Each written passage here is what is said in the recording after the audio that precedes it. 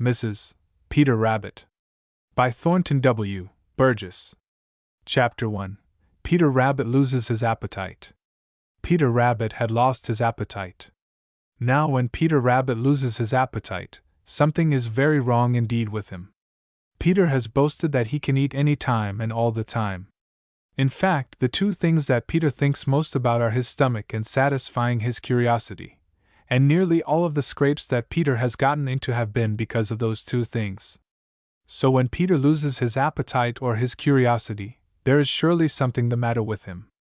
Ever since Old Man Coyote had come to live on the Green Meadows, Peter had been afraid to go very far from the dear old briar patch where he makes his home, and where he always feels safe. Now there wasn't any reason why he should go far from the dear old briar patch. There was plenty to eat in it and all around it, for sweet clover grew almost up to the very edge of it, and you know Peter is very fond of sweet clover. So there was plenty for Peter to eat without running any risk of danger.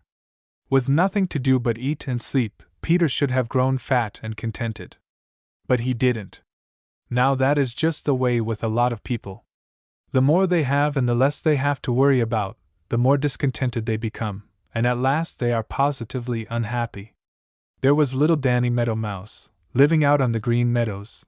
He was happy all the livelong day, and yet he had no safe castle like the dear old briar patch where he could always be safe. Every minute of every day Danny had to keep his eyes wide open and his wits working their very quickest, for any minute he was likely to be in danger.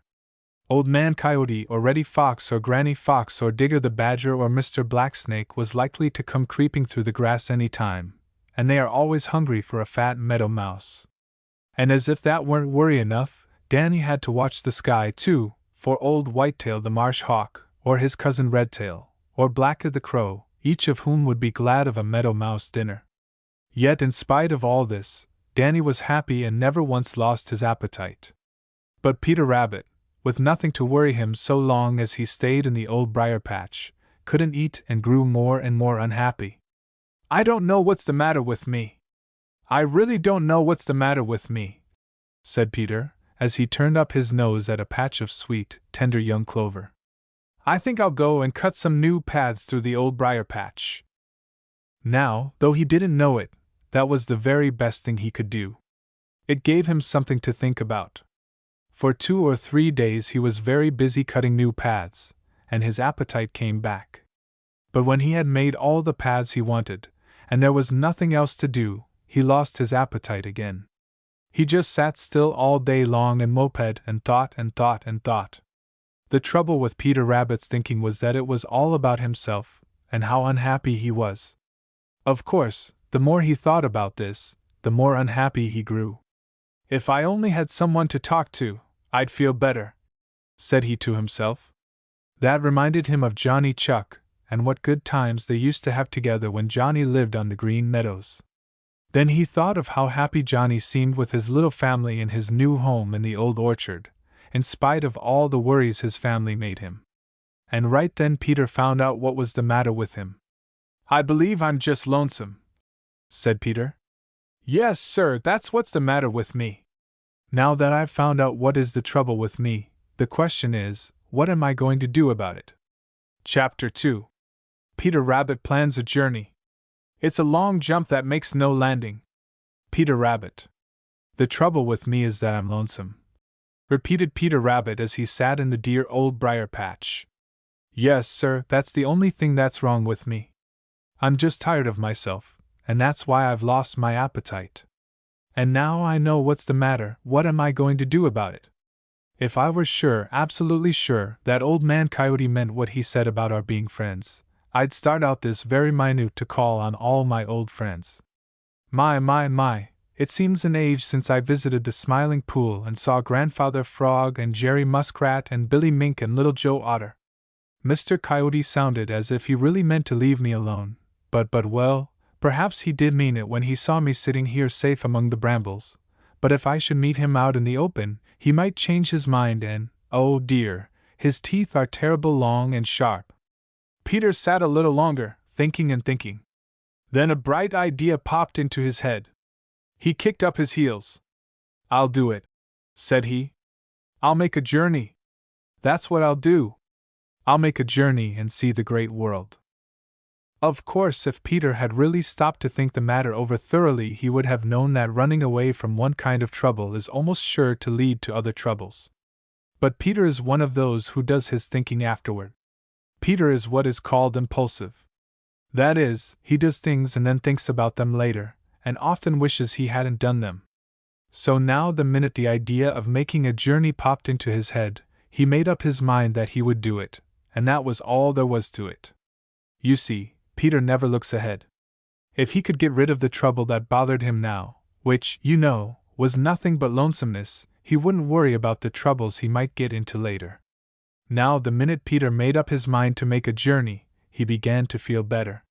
His lost appetite returned, and the first thing he did was to eat a good meal of sweet clover. "Let me see," said he, as he filled his big stomach. "I believe I'll visit the old pasture. It's a long way off and I've never been there, but I've heard Sammy Jay say that it's a very wonderful place, and I don't believe it is any more dangerous than the Green Meadows and the Green Forest, now that Old Man Coyote and Reddy and Granny Fox are all living here. I'll start tonight when I am sure that Old Man Coyote is nowhere around, and I won't tell a soul where I am going." So Peter settled himself and tried to sleep the long day away. But his mind was so full of the long journey he was going to make that he couldn't sleep much, and when he did have a nap, he dreamed of wonderful sights and adventures out in the great world. At last he saw jolly, round, red Mr. Sun drop down to his bed behind the purple hills. Old Mother West Wind came hurrying back from her day's work and gathered her children, the Merry Little Breezes, into her big bag, and then she, too, started for her home behind the purple hills. A little star came out and winked at Peter, and then way over on the edge of the Green Forest he heard Old Man Coyote laugh. Peter grinned. That was what he had been waiting for, since it meant that Old Man Coyote was so far away that there was nothing to fear from him. Peter hopped out from the dear, safe old briar patch, looked this way and that way, and then, with his heart in his mouth, started towards the old pasture as fast as he could go, lipperty, lipperty, lip. Chapter 3. Hooty the Owl Changes His Hunting Grounds. Hooty the Owl sat on the tip-top of a tall dead tree in the Green Forest, while the black shadows crept swiftly among the trees. He was talking to himself. It wouldn't have done for him to have spoken aloud what he was saying to himself, for then the little people in feathers and fur on whom he likes to make his dinner would have heard him, and known just where he was. So he said it to himself, and sat so still that he looked for all the world like a part of the tree on which he was sitting. What he was saying was this. When it was dark enough he gave his fierce hunting call. Hoo-hoo-hoo, hoo-hoo! Now that is a terrible sound in the dark woods, very terrible indeed to the little forest people, because it sounds so fierce and hungry. It makes them jump and shiver, and that is just what Hooty wants them to do, for in doing it one of them is likely to make just the least scratching with his claws, or to rustle a leaf.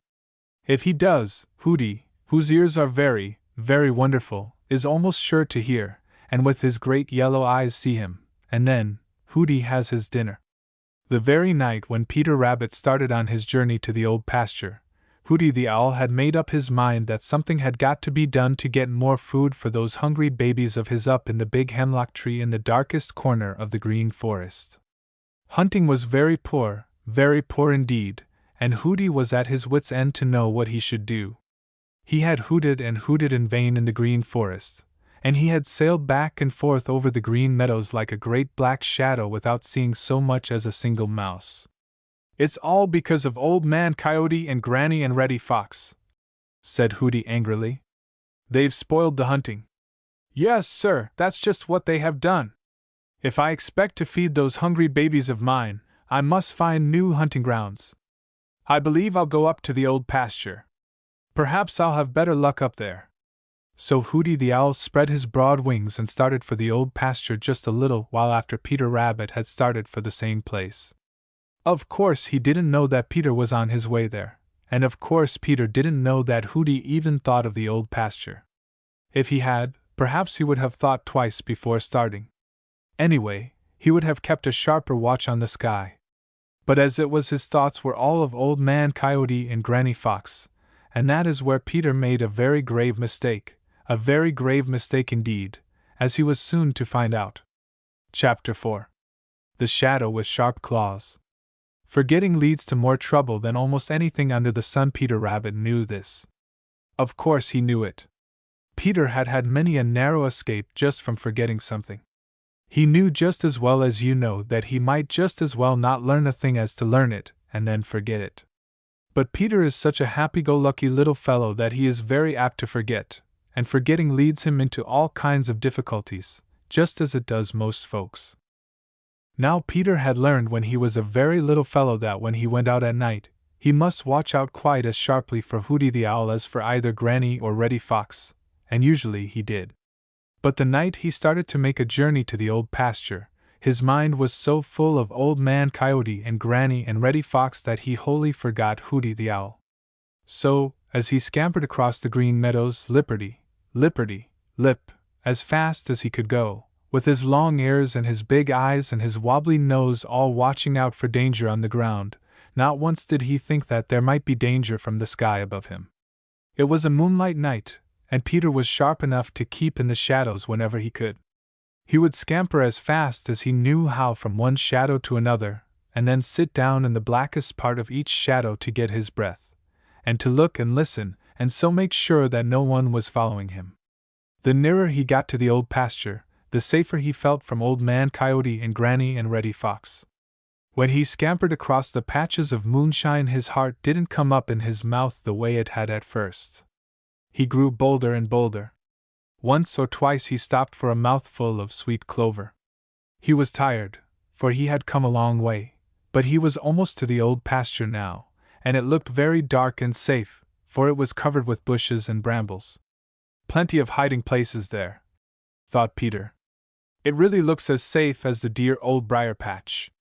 No one will ever think to look for me way off here. Just then he spied a patch of sweet clover out in the moonlight. His mouth began to water. I'll just fill my stomach before I go into the old pasture, for there may not be any clover there, said Peter. You'd better be careful, Peter Rabbit, said a wee warning voice inside him. Pooh, said Peter. There's nothing to be afraid of way up here. A shadow drifted across the sweet clover patch. Peter saw it. That must be made by a cloud crossing the moon, said Peter, and he was so sure of it that he didn't even look up to see, but boldly hopped out to fill his stomach. Just as he reached the patch of clover, the shadow drifted over it again. Then all in a flash a terrible thought entered Peter's head. He didn't stop to look up. He suddenly sprang sideways, and even as he did so, sharp claws tore his coat and hurt him dreadfully. He twisted and dodged and jumped and turned this way and that way, and all the time the shadow followed him. Once again sharp claws tore his coat and made him squeal with pain. Illustration: he dodged and jumped, and all the time the shadow followed him. At last, when his breath was almost gone, he reached the edge of the old pasture and dived under a friendly old bramblebush. Oh, sobbed Peter, I forgot all about Hooty the Owl. Besides, I didn't suppose he ever came way up here. Chapter 5. In the Old Pasture. Peter Rabbit sat under a friendly bramblebush on the edge of the old pasture and panted for breath, while his heart went pit-a-pat, as if it would thump its way right through his sides. Peter had had a terrible fright. There were long tears in his coat, and he smarted and ached dreadfully where the cruel claws of Hooty the Owl had torn him. And there he was in a strange place, not knowing which way to turn, for you know he never had visited the old pasture before. But Peter had had so many narrow escapes in his life that he had learned not to worry over dangers that are past. Peter is what wise men call a philosopher. That is a big word, but its meaning is very simple. A philosopher is one who believes that it is foolish to think about things that have happened, except to learn some lesson from them, and that the best thing to do is to make the most of the present. Peter had learned his lesson. He was sure of that. I never will forget again to watch out for Hooty the Owl, said he to himself, as he nursed his wounds. And so perhaps it is a good thing that he so nearly caught me this time. If he hadn't, I might have forgotten all about him some time when he could catch me. I certainly wouldn't have watched out for him way up here, for I didn't think he ever came up to the old pasture.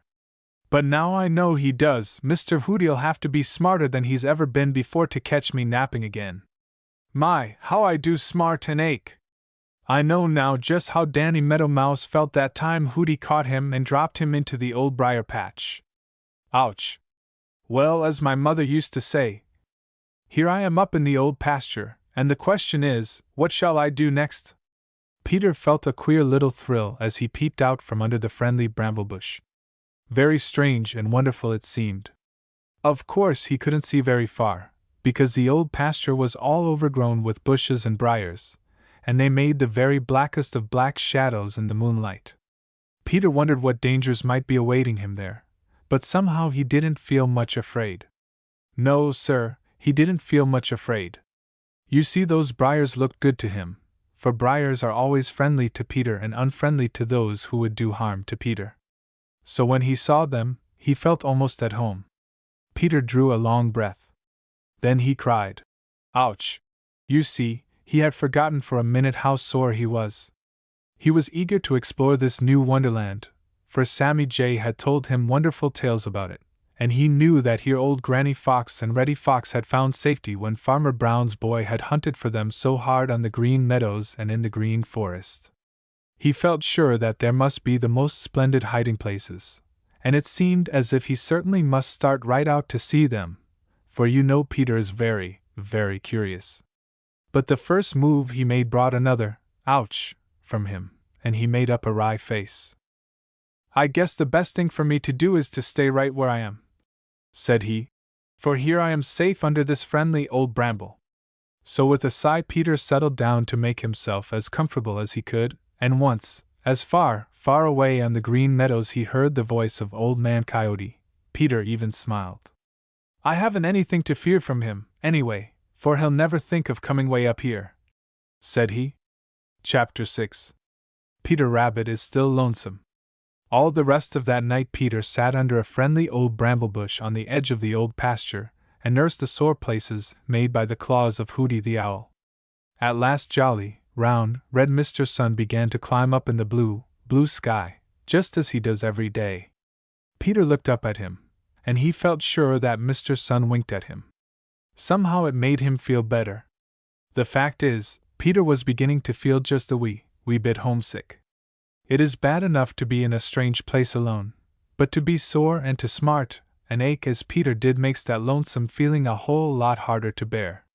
It is dreadful not to have anyone to speak to, but to look around and not see a single thing you have ever seen before. My, it certainly does give you a strange, sinking feeling way down inside. Before that long night was over Peter felt as if his heart had gone way down to his very toes. Yes, sir, that's the way he felt. Every time he moved at all he cried, "Ouch!" He just knew that he was growing more stiff and sore every minute. Then he began to wonder what he should do for something to eat, for he was in a strange place, you remember. And that made him think of all his private little paths through the dear old briar patch, the little paths he had made all himself, and which no one used but himself, excepting Danny Meadow Mouse when he came for a visit. "Perhaps I shall never see them again," moaned Peter, and 2 big tears filled his eyes and were just ready to drop. At that moment he looked up and saw jolly, round, red Mr. Sun wink. Peter tried to wink back, and that made the 2 tears fall. But there were no more tears to follow. You see, that wink had made all the difference in the world. Peter's heart had jumped right back where it belonged. Mr. Sun was one of his oldest friends, and you know. And so, just as he made bright all the old pasture, Mr. Sun also made bright the dark little corners in Peter's heart just because he was an old friend. To be sure, Peter was still lonesome, but it was a different kind of lonesomeness. He hadn't anybody to talk to, which is always a dreadful thing to Peter, but he had only to look up to catch a friendly wink, and somehow that not only made him feel better inside but it seemed to make his aches and smarts better too. Chapter 7. Peter Finds Tracks. Peter Rabbit had sat still just as long as he could. He was stiff and lame and sore from the wounds made by Hooty the Owl, but his curiosity wouldn't let him sit still a minute longer. He just had to explore the old pasture. So with many a wry face and many an "ouch" he limped out from the shelter of the friendly old bramblebush and started out to see what the old pasture was like. Now Hooty the Owl had taught Peter wisdom. With his torn clothes and his aches and smarts, he couldn't very well forget to be careful. First he made sure that there was no danger near, and this time he took pains to look all around in the sky as well as on the ground. Then he limped out to the very patch of sweet clover where Hooty had so nearly caught him the night before. "A good breakfast," said Peter. "Will make a new rabbit of me." You know Peter thinks a great deal of his stomach. So he began to eat as fast as he could, stopping every other mouthful to look and listen. "I know it's a bad habit to eat fast," said he, "but it's a whole lot worse to have an empty stomach." So he ate and ate and ate as fast as he could make his little jaws go, which is very fast indeed. When Peter's stomach was stuffed full, he gave a great sigh of relief and limped back to the friendly old bramblebush to rest. But he couldn't sit still long, for he just had to find out all about the old pasture. So pretty soon he started out to explore. Such a wonderful place as it seemed to Peter. There were clumps of bushes with little open spaces between, just the nicest kind of playgrounds. Then there were funny spreading, prickly juniper trees, which made the very safest places to crawl out of harm's way and to hide. Everywhere were paths made by cows. Very wonderful they seemed to Peter, who had never seen any like them before. He liked to follow them because they led to all kinds of queer places. Sometimes he would come to places where tall trees made him think of the green forest, only there were never more than a few trees together. Once he found an old tumble-down stone wall all covered with vines, and he shouted right out with delight. "It's a regular castle!" cried Peter, and he knew that there he would be safe from everyone but Shadow the Weasel. But he never was wholly safe from Shadow the Weasel anywhere, so he didn't let that thought worry him. By and by he came to a wet place called a swamp. The ground was soft, and there were little pools of water. Great ferns grew here just as they did along the bank of the Laughing Brook, only more of them. There were pretty birch trees and wild cherry trees. It was still and dark and oh, so peaceful. Peter liked that place and sat down under a big fern to rest. He didn't hear a sound excepting the beautiful silvery voice of Veery the thrush. Listening to it, Peter fell asleep, for he was very tired. By and by Peter awoke. For a minute he couldn't think where he was. Then he remembered. But for a long time he sat perfectly still, thinking of his adventures and wondering if he would be missed down on the green meadows. Then all of a sudden Peter saw something that made him sit up so suddenly that he cried, "Ouch!" For he had forgotten all about how stiff and sore he was. What do you think Peter saw? Tracks? Yes, sir, he saw tracks, rabbit tracks in the soft mud, and Peter knew that he hadn't made them. Chapter 8. The strange tracks in the old pasture. Peter Rabbit stared and stared at the tracks in the soft mud of the swamp in the old pasture. He would look first at the tracks, then at his own feet, and finally back at the tracks again. He scratched his long right ear with his long right hind foot. Then he scratched his long left ear with his long left hind foot, all the time staring his hardest at those strange tracks. They certainly were the tracks of a rabbit, and it was equally certain that they were not his own. "They are too big for mine, and they are too small for Jumper the Hare's. Besides, Jumper is in the Green Forest and not way off up here," said Peter to himself. I wonder if he will try to drive me away." You see, Peter knew that if he had found a strange rabbit in his dear old briar patch, he certainly would have tried his best to drive him out, for he felt that the old briar patch belonged to him. Now he wondered if the maker of these tracks would feel the same way about the old pasture.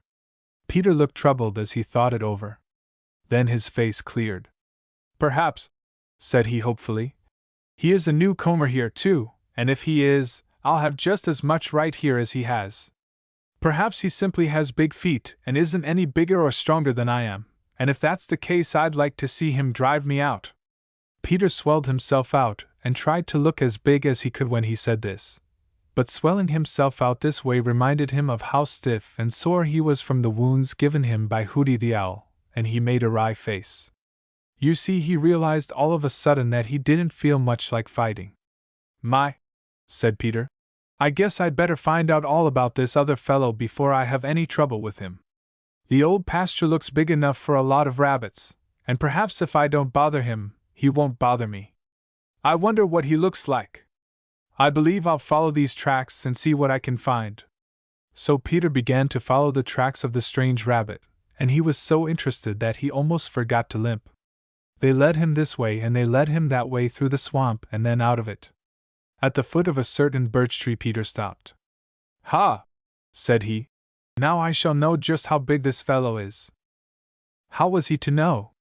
Why, that tree was a kind of rabbit measuring stick. Yes, sir, that is just what it was.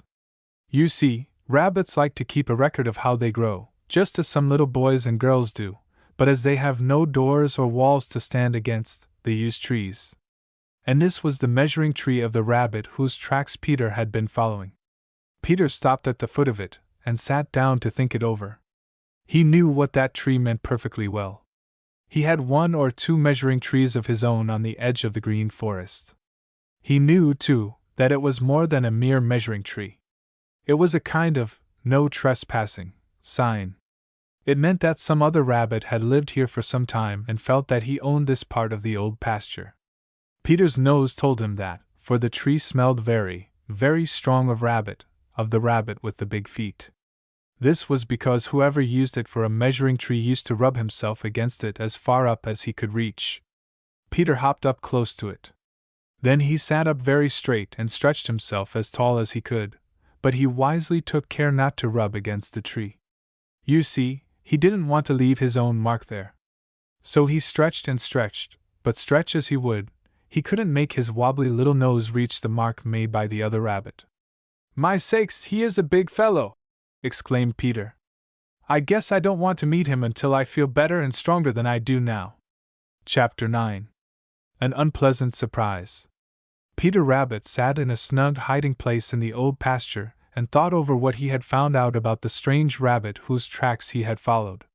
They had led him to a rubbing or measuring tree, where the strange rabbit had placed his mark, and that mark was so high up on the tree that Peter knew the strange rabbit must be a great deal bigger than himself. "If he's bigger, of course he is stronger," thought Peter.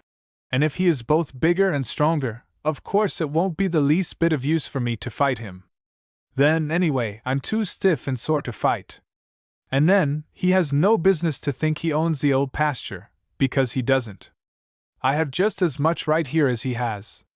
Yes, sir, I have just as much right in this old pasture as he has, and if he thinks he can drive me out he is going to find that he was never more mistaken in his life. I'll show him. Yes, sirree, I'll show him. I guess my wits are as sharp as his, and I wouldn't wonder if they are a little bit sharper." Foolish Peter Rabbit.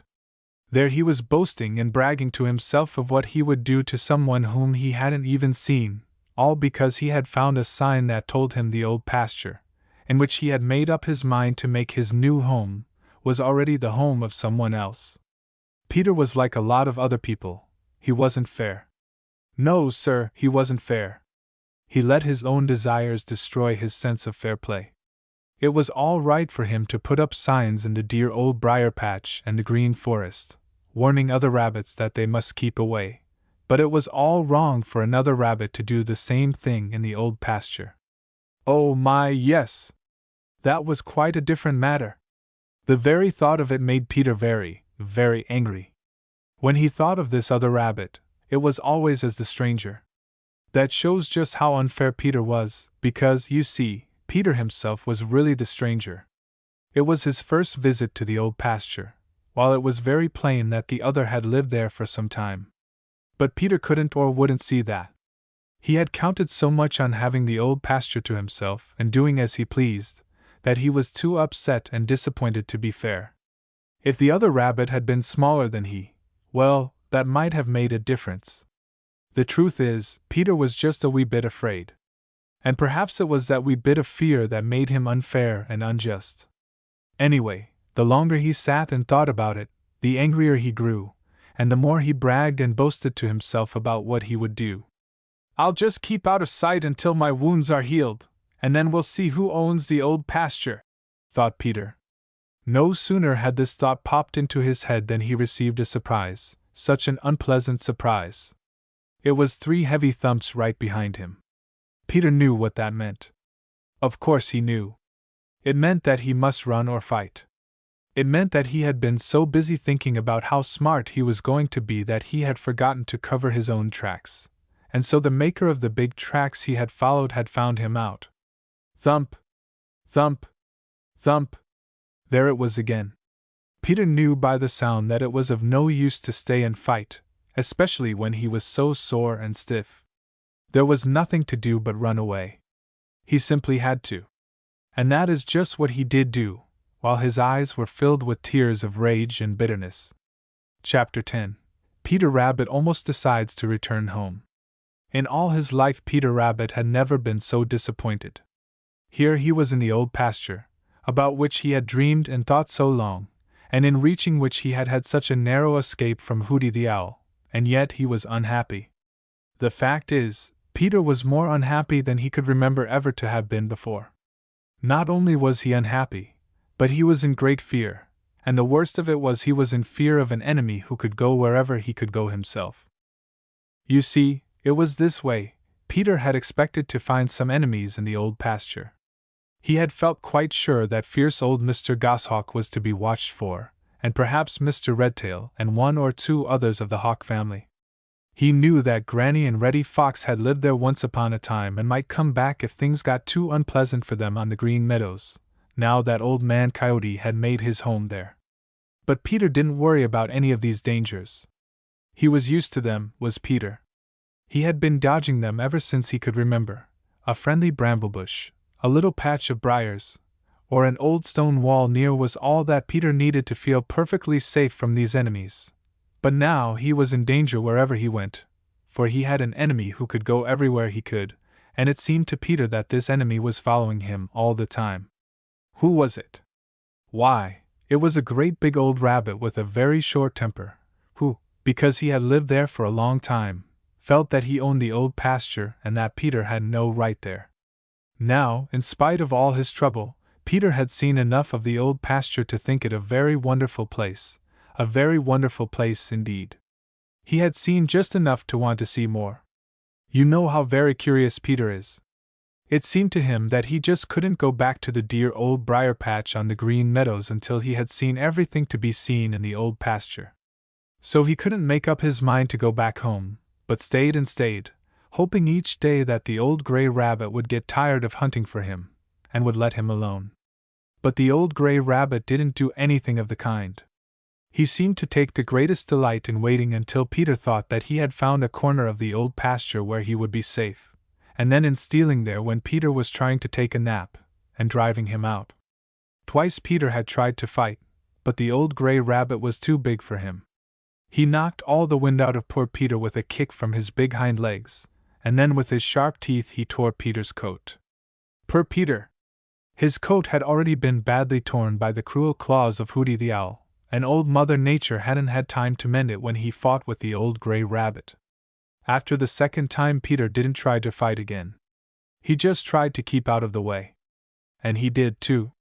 But in doing it he lost so much sleep and he had so little to eat that he grew thin and thinner, until, with his torn clothes, he looked like a scarecrow.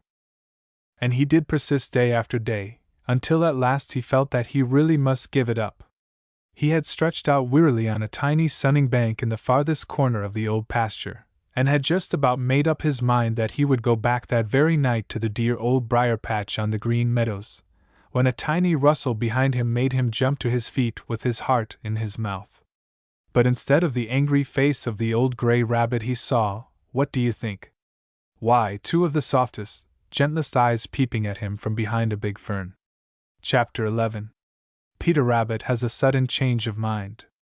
Peter Rabbit stared at the 2 soft, gentle eyes peeping at him from behind the big fern just back of the sunning bank in the far corner of the old pasture.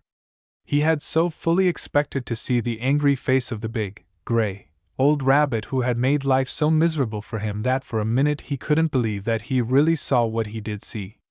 And so he just stared and stared. It was very rude. Of course it was. It was very rude indeed. It is always rude to stare at anyone. So it was no wonder that after a minute the 2 soft, gentle eyes disappeared behind one of the great green leaves of the fern. Peter gave a great sigh. Then he remembered how rude he had been to stare so. I beg your pardon," said Peter in his politest manner, which is very polite indeed, for Peter can be very polite when he wants to be. "I beg your pardon. I didn't mean to frighten you. Please forgive me." With the greatest eagerness Peter waited for a reply. You know it was because he had been so lonesome that he had left his home in the dear old briar patch on the Green Meadows. And since he had been in the old pasture he had been almost as lonesome, for he had had no one to talk to. So now he waited eagerly for a reply.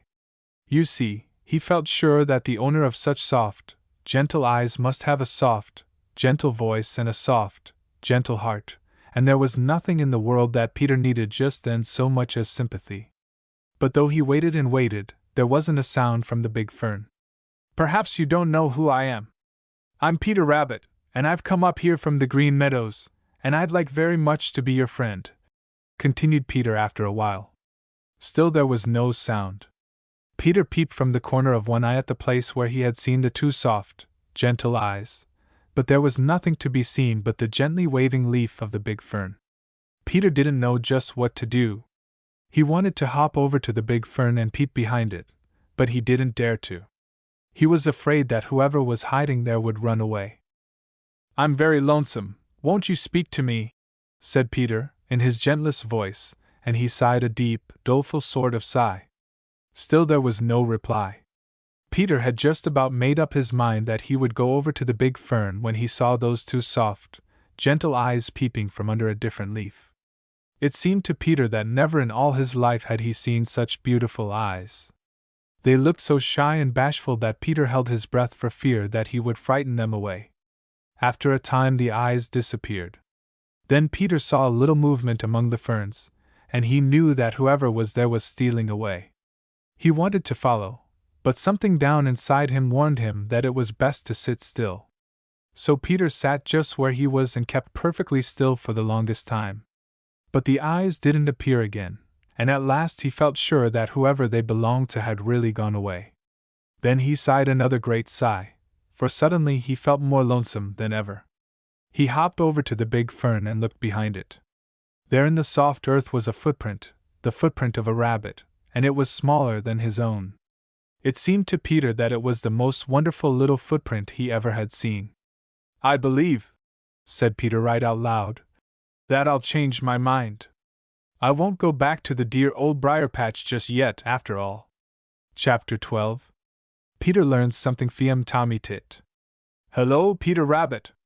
What are you doing way up here, and what are you looking so mournful about?" Peter gave a great start of pleased surprise. That was the first friendly voice he had heard for days and days. "Hello yourself, Tommy Tit!" shouted Peter joyously. My, but I am glad to see you.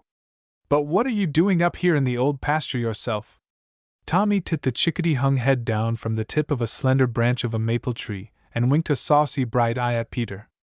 "I've got a secret up here," he said. Now there is nothing in the world Peter Rabbit loves more than a secret. But he cannot keep one to save him. No, sir, Peter Rabbit can no more keep a secret than he can fly. He means to. His intentions are the very best in the world, but alas! Alack! Per Peter's tongue is very, very loosely hung. And so, because he must talk and will talk every chance he gets, he cannot keep a secret. People who talk too much never can. "What is your secret?" asked Peter eagerly. Tommy Tit looked down at Peter, and his sharp little eyes twinkled. "It's a nest with 6 of the dearest little babies in the world in it," he replied. "Oh, how lovely!" cried Peter. "Where is it, Tommy Tit?" "In a hollow birch stub," replied Tommy, his eyes twinkling more than ever. "But where is the hollow birch stub?" persisted Peter. Tommy laughed. "That's my real secret," said he, "and if I should tell you it wouldn't be a secret at all. Now tell me what you are doing up here in the old pasture, Peter Rabbit." Peter saw that it was of no use to tease Tommy Tit for his secret, so instead he poured out all his own troubles. He told how lonesome he had been in the dear old briar patch on the Green Meadows because he didn't dare to go about for fear of Old Man Coyote, and how at last he had decided to visit the old pasture. He told how Hooty the Owl had nearly caught him on his way, and then how, ever since his arrival, he had been hunted by the big, gray, old rabbit so that he could neither eat nor sleep and had become so miserable that at last he had made up his mind to go back to the dear old briar patch. "Ho!" interrupted Tommy Tit. "I know him. He's old Jed Thumper, the oldest, biggest, crossest rabbit anywhere around. He's lived in the old pasture so long that he thinks he owns it. It's a wonder that he hasn't killed you. I guess perhaps he would have only I can run faster than he can," replied Peter, looking a little shamefaced because he had to own up that he ran away instead of fighting. Tommy Tit laughed. "That's the very wisest thing you could have done," said he. "But why don't you go back to the dear old briar patch in the Green Meadows?" Peter hesitated and looked a wee bit foolish. Finally he told Tommy Tit all about the two soft, gentle eyes he had seen peeping at him from behind a big fern, and how he wanted to know who the eyes belonged to. "If that's all you want to know, I can tell you," said Tommy Tit, jumping out into the air to catch a foolish little bug who tried to fly past.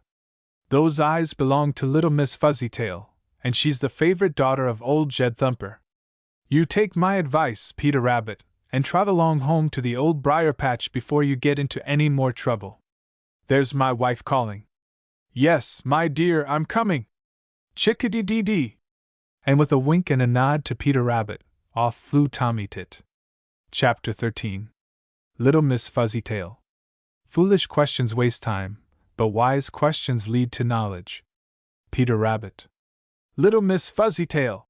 Peter said it over and over again, as he sat on the sunning bank in the far corner of the old pasture, where Tommy Tit the chickadee had left him. "It's a pretty name," said Peter. "Yes, sir, it's a pretty name. It's the prettiest name I've ever heard. I wonder if she is just as pretty. I think she must be. Yes, I am quite sure she must be." Peter was thinking of the soft, gentle eyes he had seen peeping at him from behind the big fern, and of the dainty little footprint he had found there afterward. So he sat on the sunning bank, dreaming pleasant dreams and wondering if he could find little Miss Fuzzytail if he should go look for her. Now all the time, although Peter didn't know it, little Miss Fuzzytail was very close by. She was right back in her old hiding place behind the big fern, shyly peeping out at him from under a great leaf, where she was sure he wouldn't see her. She saw the long tears in Peter's coat, made by the cruel claws of Hooty the Owl, and she saw the places where her father, old Jed Thumper, had pulled the hair out with his teeth.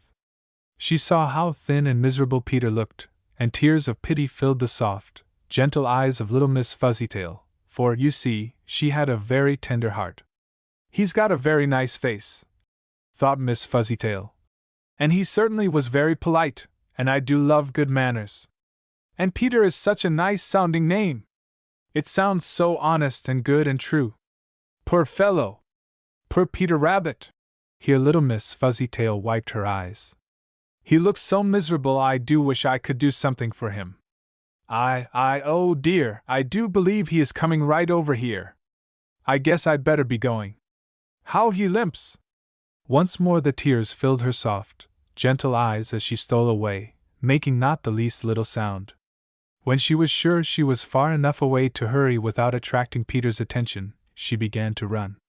"I saw him talking to my old friend Tommy Tit the chickadee, and I just know that Tommy will tell me all about him," she thought, as she scampered along certain private little paths of her own. Just as she expected, she found Tommy Tit and his anxious little wife, Phoebe, very busy hunting for food for 6 hungry little babies snugly hidden in a hollow near the top of the old birch stub.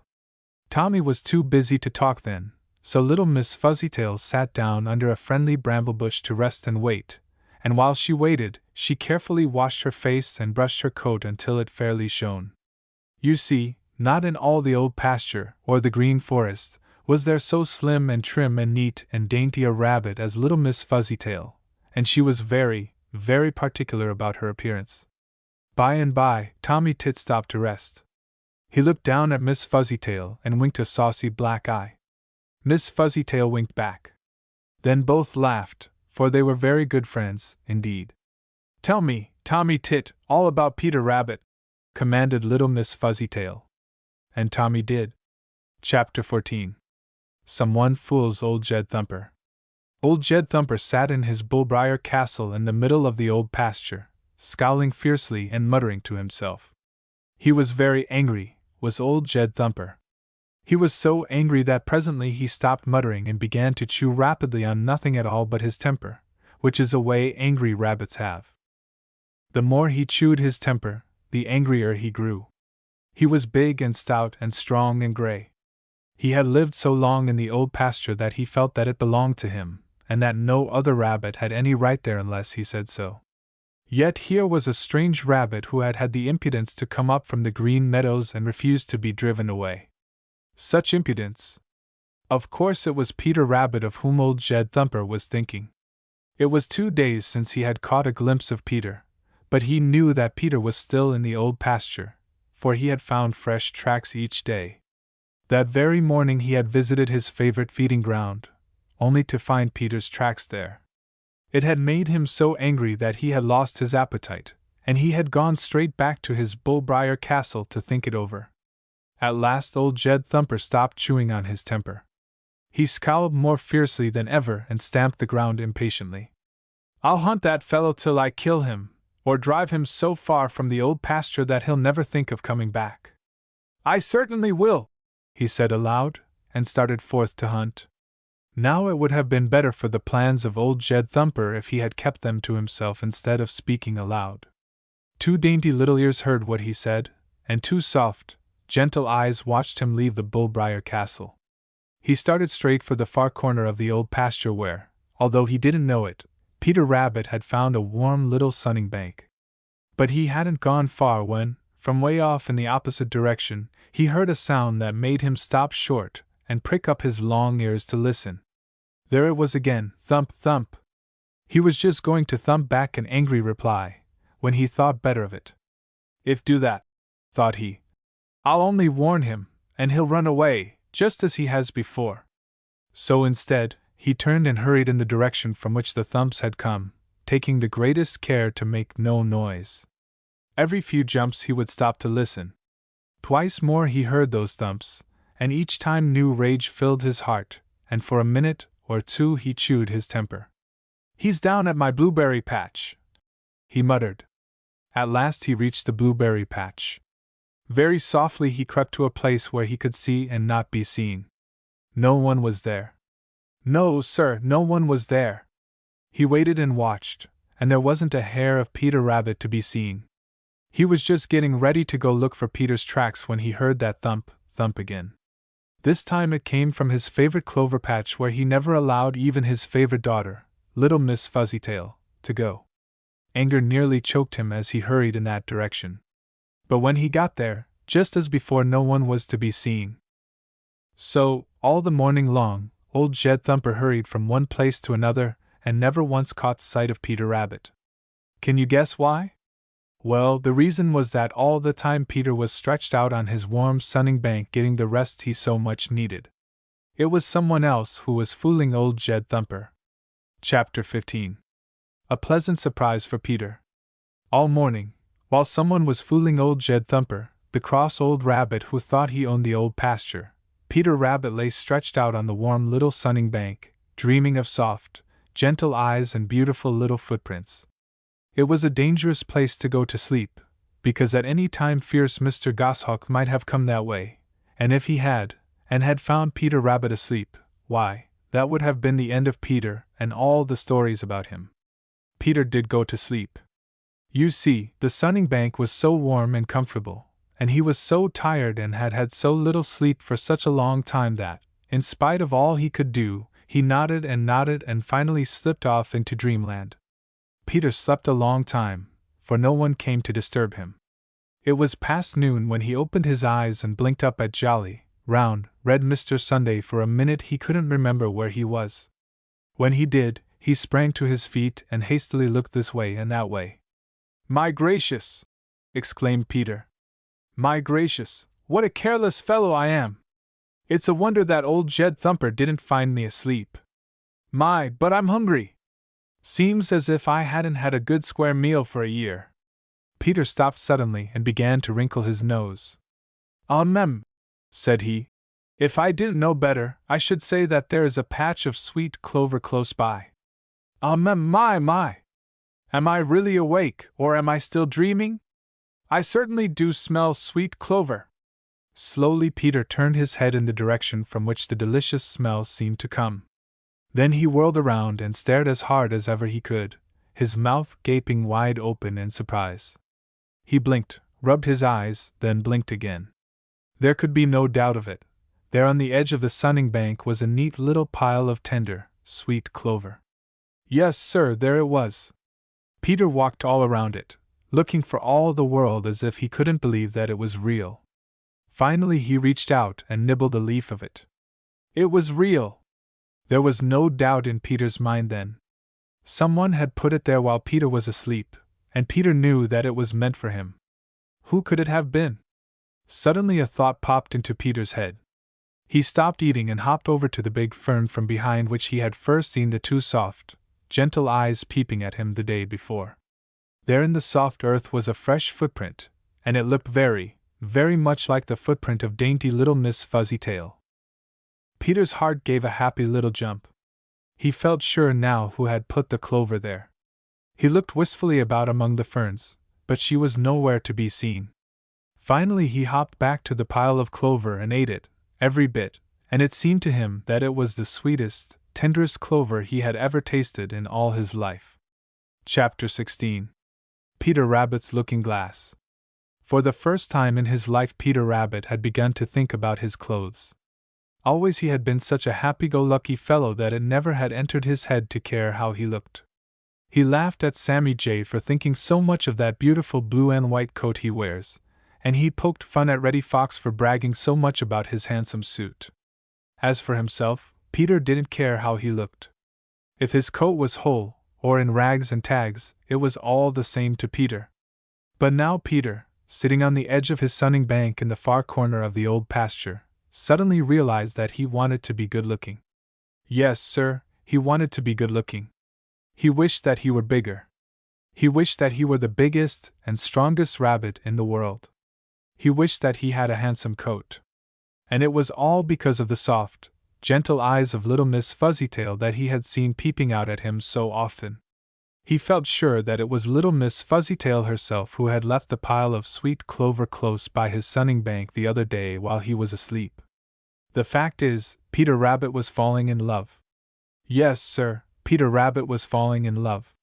All he had seen of little Miss Fuzzytail were her soft, gentle eyes, for she was very shy and had kept out of sight. But ever since he had first seen them, he had thought and dreamed of nothing else, until it seemed as if there were nothing in the world he wanted so much as to meet her. Perhaps he would have wanted this still more if he had known that it was she who had fooled her father, old Jed Thumper, the big, gray, old rabbit, so that Peter might have the long nap on the sunning bank he so needed. "I've just got to meet her. I've just got to," said Peter to himself, and right then he began to wish that he were big and fine-looking. "My, I must be a sight," he thought. "I wonder how I do look anyway. I must hunt up a looking-glass and find out." Now when Peter Rabbit thinks of doing a thing, he wastes very little time. It was that way now. He started at once for the bit of swamp where he had first seen the tracks of old Jed Thumper. He still limped from the wounds made by Hooty the Owl. But in spite of this he could travel pretty fast, and it didn't take him long to reach the swamp. There, just as he expected, he found a looking-glass. What was it like? Why, it was just a tiny pool of water. Yes, sir, it was a quiet pool of water that reflected the ferns growing around it, and the branches of the trees hanging over it, and Peter Rabbit himself sitting on the edge of it. That was Peter's looking-glass. For a long time he stared into it. At last he gave a great sigh. "My, but I am a sight!" he exclaimed. He was. His coat was ragged and torn from the claws of Hooty the Owl and the teeth of old Jed Thumper. The white patch on the seat of his trousers was stained and dirty from sitting down in the mud. There were burrs tangled in his waistcoat. He was thin and altogether a miserable-looking rabbit. "It must be that Miss Fuzzytail just pities me. She certainly can't admire me," muttered Peter, as he pulled out the burrs. For the next hour Peter was very busy. He washed, and he brushed, and he combed. When, at last, he had done all that he could, he took another look in his looking-glass, and what he saw was a very different-looking rabbit. Said he, as he started back for the sunning bank. Chapter 17. Peter Meets Miss Fuzzytail. Peter Rabbit was feeling better. Certainly he was looking better. You see, just as soon as Old Mother Nature saw that Peter was trying to look as well as he could, and was keeping himself as neat and tidy as he knew how, she was ready to help, as she always is. She did her best with the rents in his coat, made by the claws of Hooty the Owl and the teeth of Old Jed Thumper, and so it wasn't long before Peter's coat looked nearly as good as new. Then, too, Peter was getting enough to eat these days. Days and days had passed since he had seen Old Jed Thumper, and this had given him time to eat and sleep. Peter wondered what had become of Old Jed Thumper. "Perhaps something has happened to him," thought Peter. I almost hope something has." Then, being ashamed of such a wish, he added, "Something not very dreadful, but which will keep him from hunting me for a while and trying to drive me out of the old pasture." Now all this time Peter had been trying to find little Miss Fuzzytail.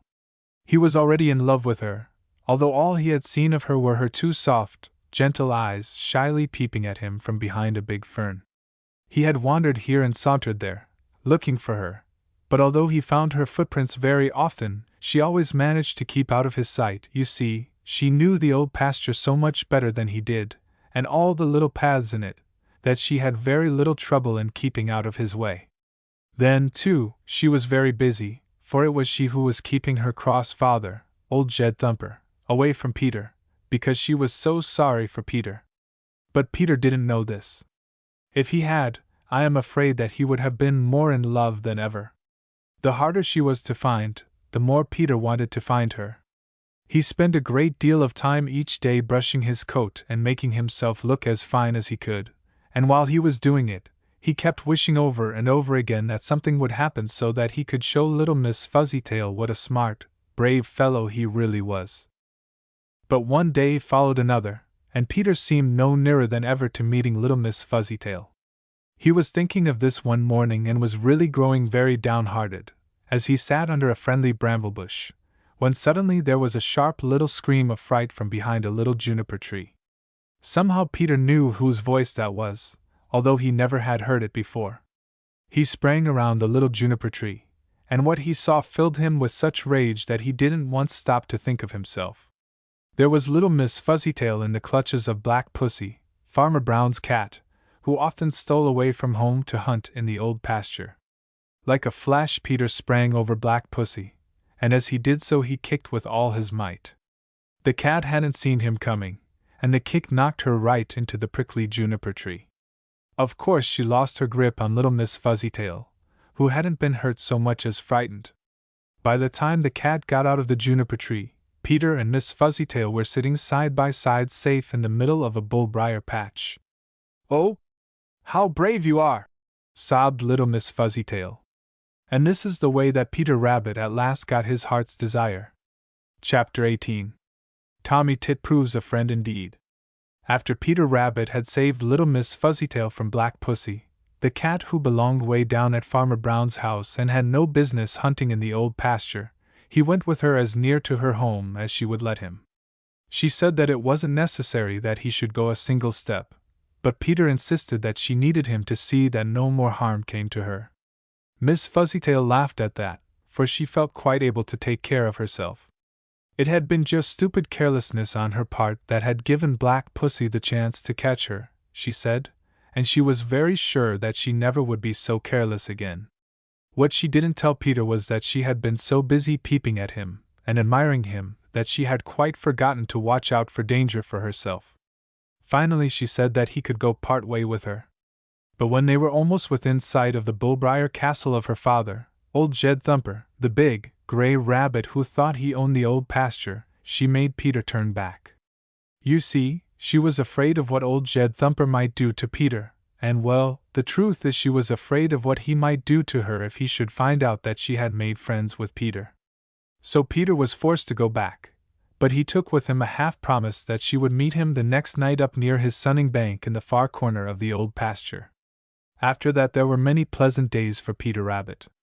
Sometimes little Miss Fuzzytail would meet him, and sometimes she would shyly hide from him, but somehow, somewhere, he managed to see her every day, and so all the time in Peter's heart was a little song. And then one day old Jed Thumper found out all about how his daughter, little Miss Fuzzytail, and Peter Rabbit had become such good friends. Old Jed Thumper went into a terrible rage. He chewed and chewed with nothing in his mouth, that is, nothing but his temper, the way an angry rabbit will. He vowed and declared that if he never ate another mouthful he would drive Peter Rabbit from the old pasture. My, those were bad days for Peter Rabbit. Yes, sir, those certainly were bad days. Old Jed Thumper had found out how little Miss Fuzzytail had been fooling him by making him think Peter was in parts of the old pasture in quite the opposite direction from where he really was. Worse still, he found Peter's favorite sunning bank in the far corner of the old pasture, and would hide near it, and tried to catch Peter every time Peter tried to get a few minutes' rest there. He did something worse than that. One day he saw fierce Mr. Goshawk hunting. He let Mr. Goshawk almost catch him, and then ducked under a bramblebush. Then he showed himself again, and once more escaped in the same way. So he led fierce Mr. Goshawk to a point where Mr. Goshawk could look down and see Peter Rabbit stretched out on his sunning bank, trying to get a little rest. Right away Mr. Goshawk forgot all about old Jed Thumper and sailed up in the sky from where he could swoop down on Peter, while old Jed Thumper, chuckling to himself wickedly, hid where he could watch what would happen. That certainly would have been the last of Peter Rabbit if it hadn't been for Tommy Tit the Chickadee.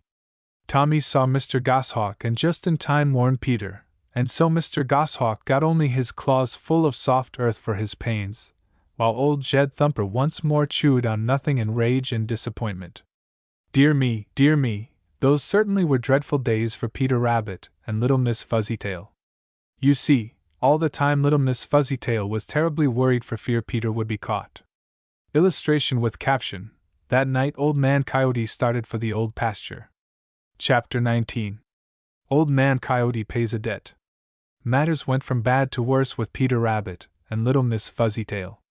Peter would have made up his mind to go back to his old home in the dear old briar patch on the Green Meadows, but he felt that he just couldn't leave little Miss Fuzzytail, and little Miss Fuzzytail couldn't make up her mind to go with Peter, because she felt that she just couldn't leave the old pasture, which always had been her home. So Peter spent his days and nights ready to jump and run from Jed Thumper, the gray old rabbit who thought he owned the old pasture, and who had declared that he would drive Peter out.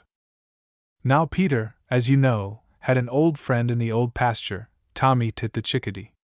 One day Tommy took it into his head to fly down to the Green Meadows. There he found everybody wondering what had become of Peter Rabbit, for you remember Peter had stolen away from the dear old briar patch in the night, and had told no one where he was going. Now one of the first to ask Tommy Tit if he had seen Peter Rabbit was Old Man Coyote. Tommy told him where Peter was and of the dreadful time Peter was having. Old Man Coyote asked a lot of questions about the old pasture and thanked Tommy very politely as Tommy flew over to the Smiling Pool to call on Grandfather Frog and Jerry Muskrat. That night, after jolly, round, red Mr. Sun had gone to bed behind the purple hills, and the black shadows had crept over the green meadows, Old Man Coyote started for the old pasture. Now, he had never been there before, but he had asked so many questions of Tommy Tit, and he is so smart anyway, that it didn't take him long to go all through the old pasture and to find the bullbriar castle of old Jed Thumper, who was making life so miserable for Peter Rabbit. He wasn't at home, but Old Man Coyote's wonderful nose soon found his tracks, and he followed them swiftly, without making a sound. Pretty soon he came to a bramblebush, and under it he could see old Jed Thumper. For just a minute he chuckled, a noiseless chuckle, to himself. Then he opened his mouth and out came that terrible sound which had so frightened all the little people on the Green Meadows when Old Man Coyote had first come there to live. Ha ha ha! Ho ho ho! He! Ha ho he ho! Old Jed Thumper never had heard anything like that before. It frightened him so that before he thought what he was doing he had jumped out from under the bramble bush. Of course this was just what Old Man Coyote wanted. In a flash he was after him, and then began such a race as the old pasture never had seen before.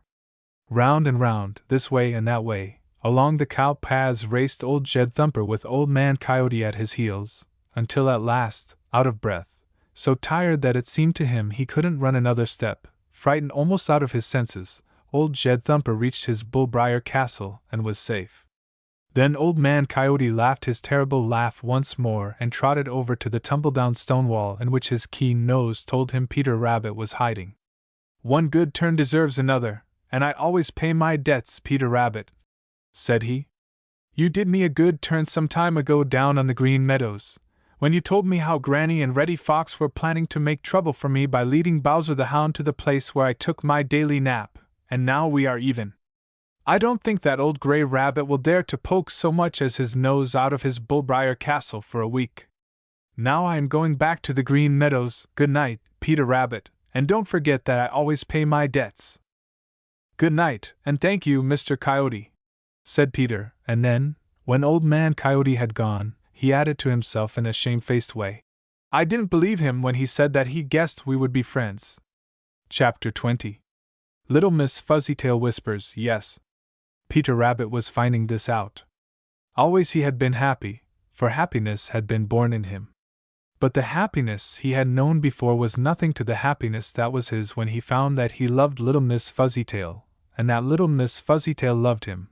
Peter was sure that she did love him, although she wouldn't say so.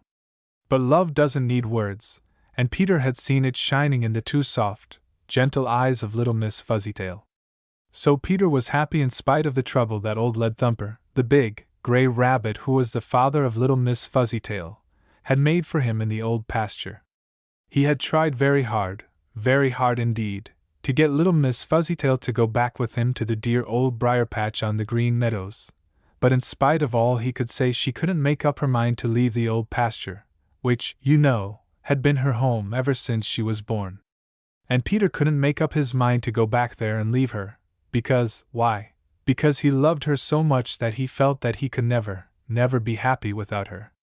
Then, when old Jed Thumper was hunting Peter so hard that he hardly had a chance to eat or sleep, had come Old Man Coyote the Wolf and given old Jed Thumper such a fright that for a week he didn't dare poke so much as his nose out of his bullbriar castle. Now, although Old Man Coyote didn't know it, his terrible voice had frightened Little Miss Fuzzytail almost as much as it had old Jed Thumper. You see, she never had heard it before, she didn't even know what it was, and all that night she had crouched in her most secret hiding place, shivering and shaking with fright. The next morning Peter had found her there. She hadn't slept a wink, and she was still too frightened to even go look for her breakfast. "Oh, Peter Rabbit, did you hear that terrible noise last night?"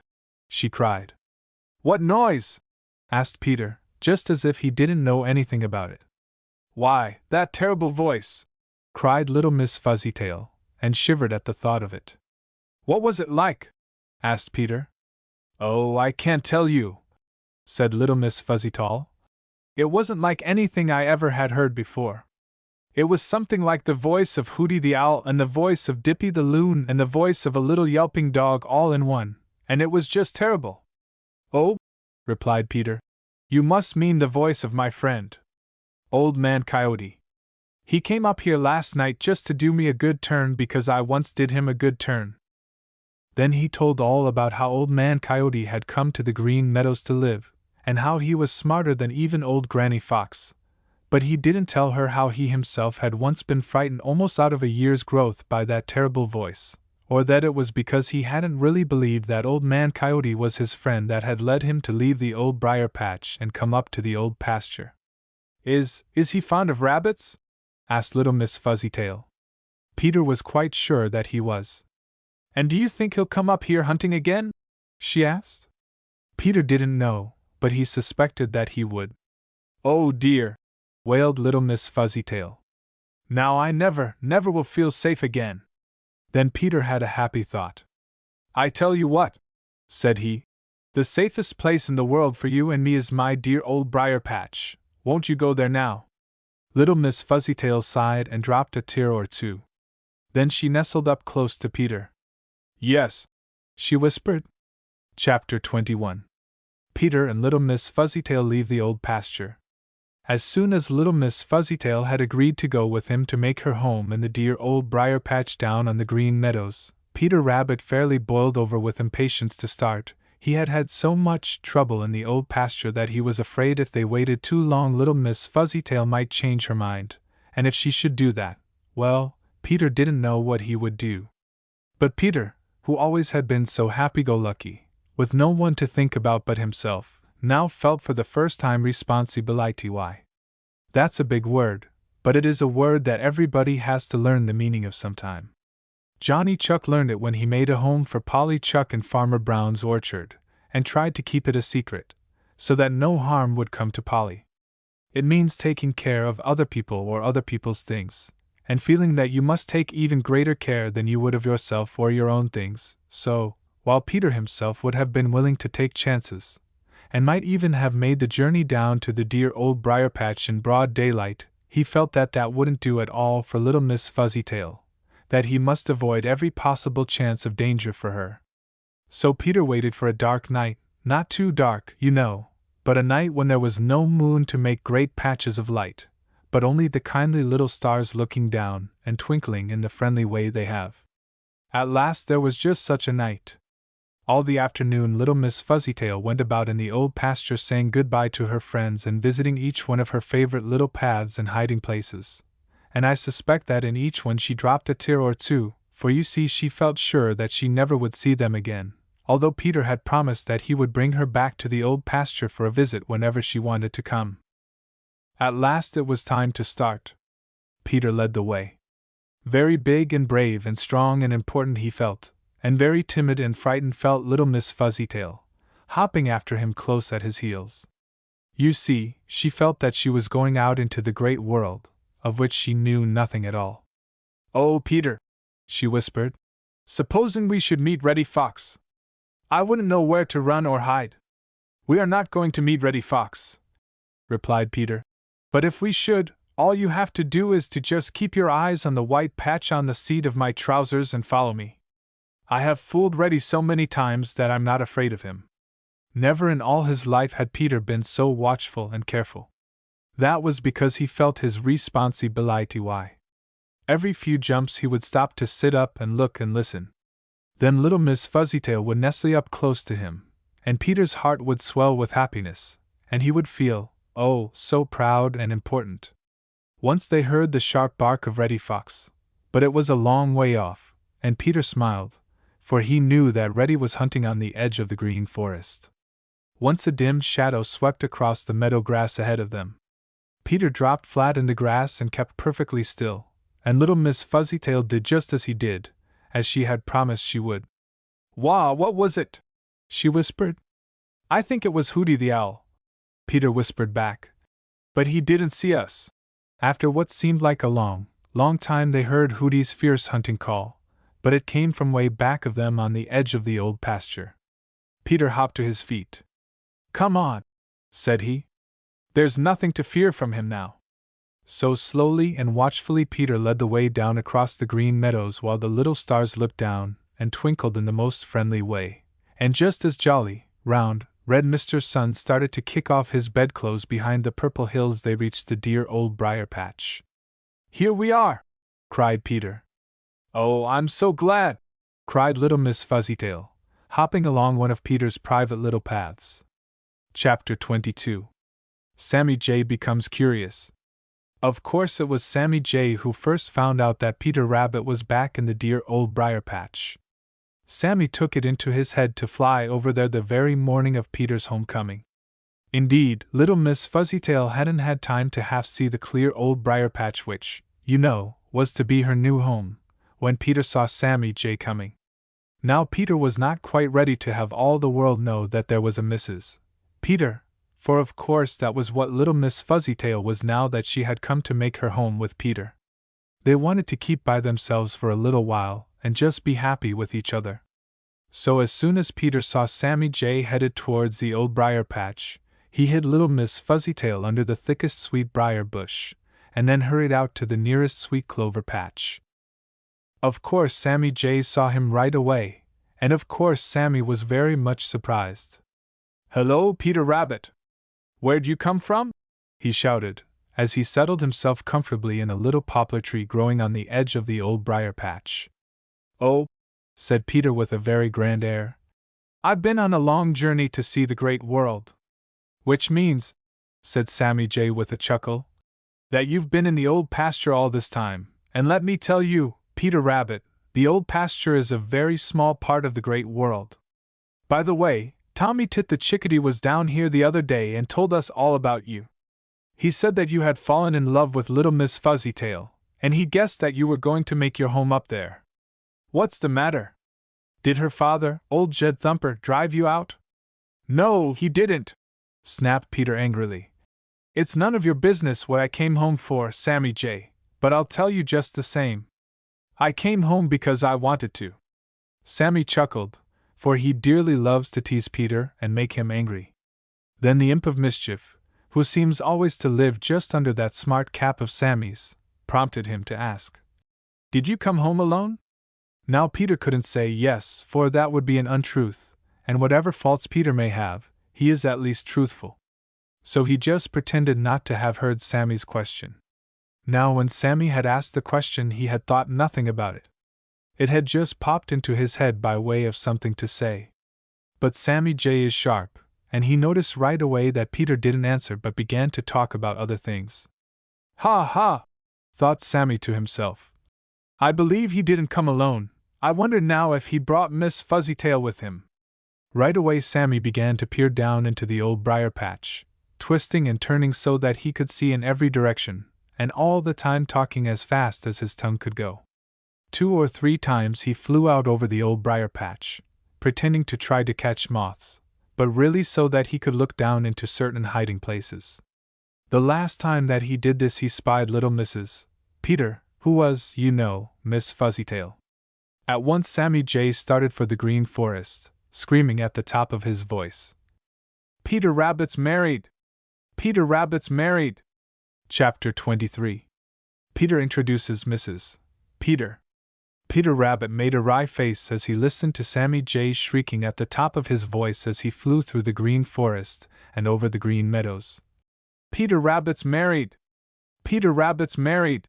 He saw the Merry Little Breezes who, you know, are the children of Old Mother West Wind, start for the dear old briar patch as soon as they heard Sammy Jay, and he knew that they would be only the first of a lot of visitors.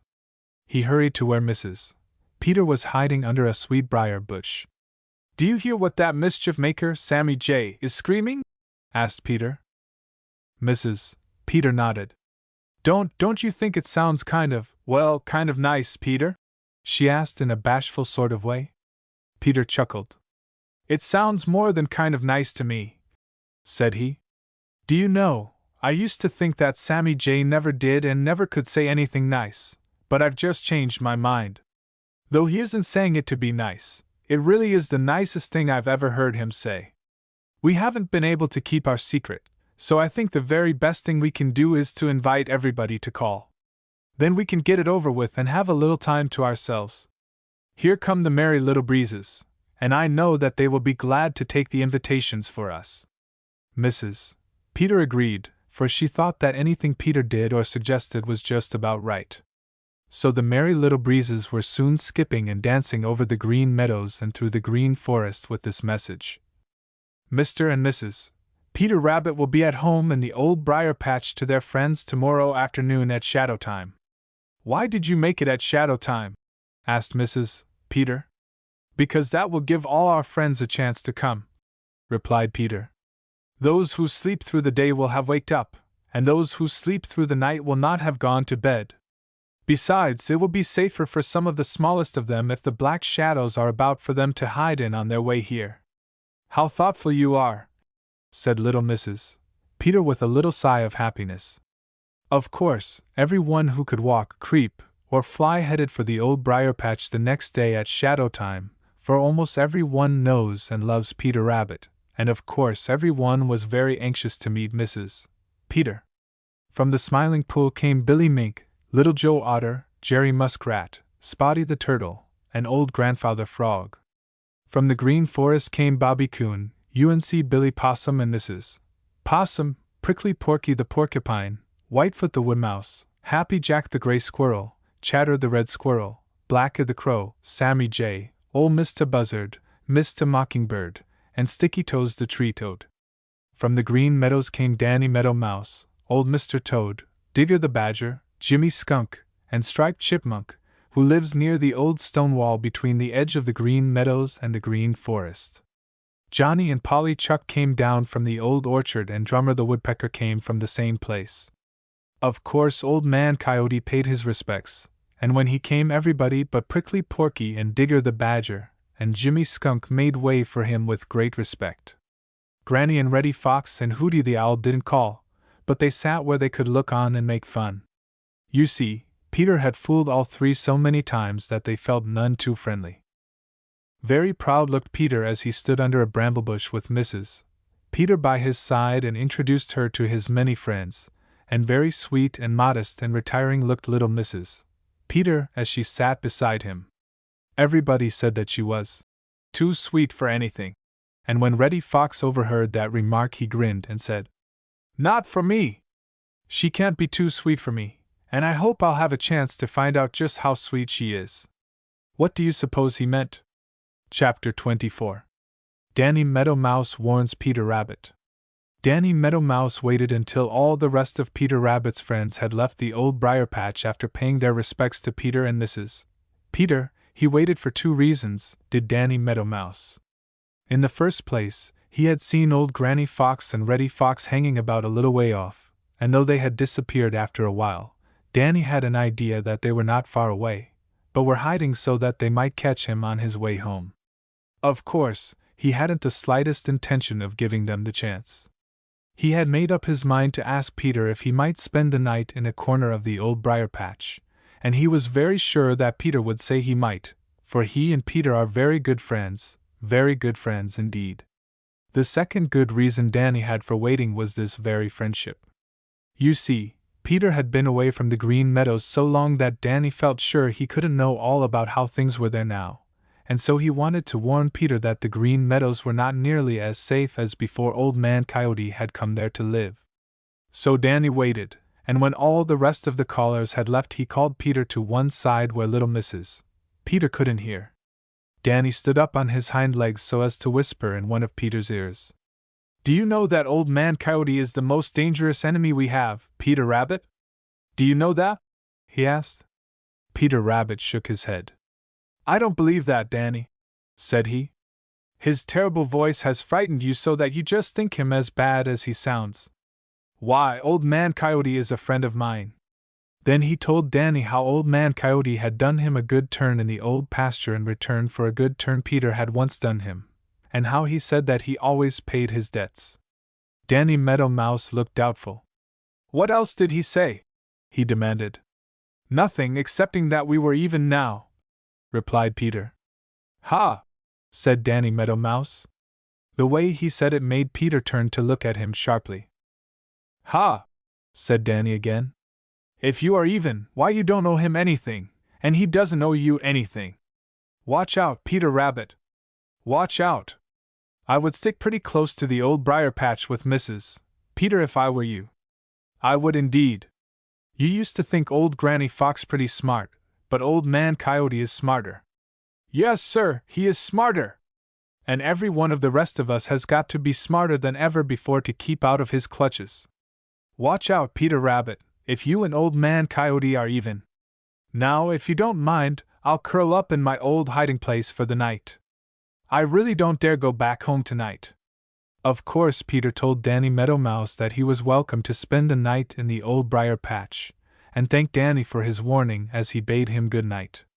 But Peter never carries his troubles with him for long, and by the time he had rejoined little Mrs.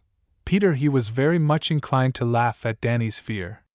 "What did that funny little Meadow Mouse have to say?" asked Mrs. Peter. Peter told her and then added, "But I don't believe we have anything to fear from Old Man Coyote. You know he is my friend. But I don't know that he is mine. replied little Mrs. Peter, and the way she said it made Peter look at her anxiously. I believe Danny Meadow Mouse is right, she continued. Oh, Peter, you will watch out, won't you? And Peter promised her that he would. Chapter 25. Peter Rabbit's Heedlessness. Peter Rabbit didn't mean to be heedless. No, indeed. Oh my, no! Peter thought so much of Mrs. Peter, he meant to be so thoughtful that she never would have a thing to worry about. But Peter was heedless. He always was heedless. This is the worst of a bad habit. You can try to let go of it, but it won't let go of you. So it was with Peter. He had been heedless so long that now he actually didn't know when he was heedless. When there was nobody but himself to think about, and no one to worry about him, his heedlessness didn't so much matter. If anything had happened to him then, there would have been no one to suffer. But now all this was changed. You see, there was little Mrs. Peter. At first Peter had been perfectly content to stay with her in the dear old briar patch. He had led her through all his private little paths, and they had planned where they would make 2 or 3 more. He had showed her all his secret hiding places and the shortest way to the sweet clover patch. He had pointed out where the lone little path came down to the edge of the green forest, and so out onto the green meadows. He had shown her where the crooked little path came down the hill. Little Mrs. Peter had been delighted with everything, and not once had she complained of being homesick for the old pasture. But after a little while Peter began to get uneasy. You see, in the days before Old Man Coyote had come to live on the Green Meadows, Peter had come and gone about as he pleased. Of course he had had to watch out for Granny and Reddy Fox, but he had had to watch out for them ever since he was a baby, so he didn't fear them very much in spite of their smartness. He felt quite as smart as they and perhaps a little bit smarter. Anyway, they never had caught him, and he didn't believe they ever would. So he had come and gone as he pleased, and poked his nose into everybody's business, and gossiped with everybody. Of course it was quite natural that Peter should want to call on all his old friends and visit the green forest, the old orchard, the laughing brook, and the smiling pool. Probably Mrs. Peter wouldn't have worried very much if it hadn't been for the warning left by Danny Meadow Mouse. Danny had said that Old Man Coyote was more to be feared than all the Hawk family and all the Fox family together, because he was smarter and slyer than any of them. At first Peter had looked very serious, but after Danny had gone back to his own home Peter had laughed at Danny for being so afraid, and he began to go farther and farther away from the safe old briar patch. One day he had ventured as far as halfway up the crooked little path. He was thinking so hard of a surprise he was planning for little Mrs. Peter that he forgot to watch out and almost ran into Old Man Coyote before he saw him. There was a hungry look, such a hungry look in Old Man Coyote's eyes as he grinned and said "Good morning," that Peter didn't even stop to be polite. He remembered that Jimmy Skunk's old house was near, and he reached it just one jump ahead of Old Man Coyote. "I thought you said that we were friends," panted Peter, as he heard Mr. Coyote sniffing at the doorway. "So we were until I had paid my debt to you. Now that I've paid that, we are even, and it is everybody watch out for himself," replied Old Man Coyote. "But don't forget that I always pay my debts, Peter Rabbit." Chapter 26. Peter Rabbit listens to Mrs. Peter. Peter Rabbit was glad enough to get back to the dear old briar patch after his narrow escape from Old Man Coyote by dodging into Jimmy Skunk's old house halfway up the hill. And little Mrs. Peter was glad enough to have him, you may be sure. She had been watching Peter when he so heedlessly almost ran into Old Man Coyote, and it had seemed to her as if her heart stopped beating until Peter reached the safety of that old house of Jimmy Skunk just one jump ahead. Then she saw Old Man Coyote hide in the grass nearby, and she was terribly, terribly afraid that Peter would be heedless again and come out, thinking that Mr. Coyote had gone. Poor little Mrs. Peter! She was so anxious that she couldn't sit still. She felt that she just had to do something to warn Peter. She stole out from the dear old briar patch and halfway to where Old Man Coyote was hiding. He was so busy watching the doorway of the old house where Peter was hiding that he didn't notice her at all. Little Mrs. Peter found a bunch of tall grass behind which she could sit up and still not be seen. So there she sat without moving for a long, long time, never once taking her eyes from Old Man Coyote and the doorway of the old house. By and by she saw Peter poke his nose out to see if the way was clear. Old Man Coyote saw him too, and began to grin. It was a hungry, wicked-looking grin, and it made little Mrs. Peter very, very angry indeed. She waited just a minute longer to make sure that Peter was where he could see her, and then she thumped the ground very hard, which, you know, is the way rabbits signal to each other. Peter heard it right away and thumped back that he would stay right where he was, though right down in his heart Peter thought that little Mrs. Peter was just nervous and foolish, for he was sure that Old Man Coyote had given up and gone away long ago. Now of course Old Man Coyote heard those thumps, and he knew just what they meant. He knew that he never could catch Peter so long as Mrs. Peter was watching him and ready to warn Peter, so he came out of his hiding place with an ugly snarl and sprang toward little Mrs. Peter just to frighten her. He laughed as he watched her run and, all breathless, dive into the dear, old briar patch, and then he trotted away to his favorite napping place. As soon as Peter was sure that he was safe he started for home, and there little Mrs. Peter scolded him soundly for being so heedless and thoughtless. Peter didn't have a word to say. For a long time he sat thinking and thinking, every once in a while scratching his head as if puzzled. Little Mrs. Peter noticed it. "What's the matter with you, Peter?" she asked finally. "I'm just studying what Old Man Coyote means by telling me one day that he is my friend, and proving it by doing me a good turn, and then trying to catch me the very next time he sees me. I don't understand it," said Peter, shaking his head. "Oh, you dear old stupid," replied little Mrs. Peter. "Now you listen to me. You did Old Man Coyote a good turn and he paid you back by doing you a good turn. That made you even, didn't it?" Peter nodded. "Well, then you are right back where you started from, and Old Man Coyote doesn't see any reason why he should treat you any differently than at first, and I don't see why he should either, when I come to think it over. I tell you what, Peter, the thing for you to do is to keep doing good turns to Old Man Coyote so that he will always be in debt to you. Then he will always be your friend." As little Mrs. Peter stopped speaking, Peter sprang to his feet. "The very thing!" he cried. "It's sort of a golden rule, and I do believe it will work." "Of course it will," replied little Mrs. Peter. Chapter 27. Mr. Mocker Plays a Joke on Mrs.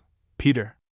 Mr. Mocker the Mockingbird had been very late in coming up to the Green Meadows from way down south. The truth is, he had almost decided not to come. You see, he loves the sunny Southland so much, and all who live there love him so much, that if it hadn't been for UNC Billy Possum and old Mr. Buzzard he never would have thought of leaving, even for a little while. UNC Billy and old Mr. Buzzard are particular friends of his, very particular friends, and he felt that he just had to come up for a little visit. Now Mr. Mocker reached the Green Meadows just after Peter Rabbit had brought little Mrs. Peter down from the old pasture to live with him in the dear old briar patch. He knew that little Mrs. Peter didn't know anything about him, for he never had visited the old pasture where she had spent her life. But he knew all the bird people who do live there, for he had met them in the sunny Southland, where they spent the winter. "I believe I'll go pay my respects to Mrs. Peter," said Mr. Mocker one day, winking at old Mr. Buzzard. Old Mr. Buzzard chuckled and winked back. "Ah, certain, I hopes yo' all will behave yo'self right proper and not forget that yo' is a member of one of the oldest families in the South," said he. Mr. Mocker looked quite solemn as he promised to behave himself, but there was a twinkle in his eyes as he flew toward the old briar patch. There he hid in a thick tangle of vines. Now it happened that Peter Rabbit had gone over to the sweet clover patch, and little Mrs. Peter was quite alone. Somehow she got to thinking of her old home, and for the first time she began to feel just a wee bit homesick. It was just then that she heard a familiar voice. Little Mrs. Peter pricked up her ears and smiled happily. "That's the voice of Tommy Tit the Chickadee, and it must be that his wife is with him, for I hear him calling Phoebe. Phoebe, how lovely of them to come down to see me so soon." Just then she heard another voice, a deep, beautiful, ringing voice, a voice that she loved. It was the voice of Veery the thrush. "Oh!" cried little Mrs. Peter, and then held her breath so as not to miss one note of the beautiful song. Hardly had the song ended when she heard the familiar voice of Red-Eye the Vireo. Little Mrs. Peter clapped her hands happily. "It must be a surprise party by my old friends and neighbors of the old pasture," she cried. "How good of them to come way down here, and how glad I shall be to see them." With that, little Mrs. Peter hurried over to the tangle of vines from which all the voices seemed to come and eagerly peered this way and that way for a sight of her friends. But all she saw was a stranger wearing a very sober-colored suit. He was very polite, and told her that he was an old friend of Peter Rabbit. "If you are a friend of Peter, then you are a friend of mine," said little Mrs. Peter very prettily. "Have you seen anybody in this tangle of vines since you arrived? I am sure some friends of mine are here, but I haven't been able to find them." "No," said the stranger, who was, of course, Mr. Mocker the Mockingbird. "I haven't seen anyone here, and I don't think there has been anyone here but myself." "Oh, yes, indeed there has!" cried little Mrs.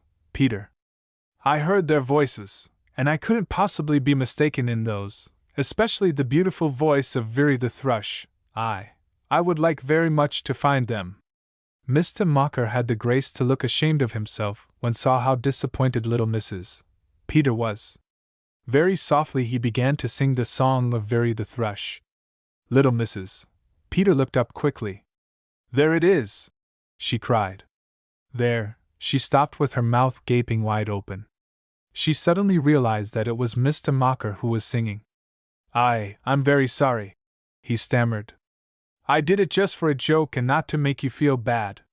Will you forgive me?" "Yes," replied little Mrs. Peter.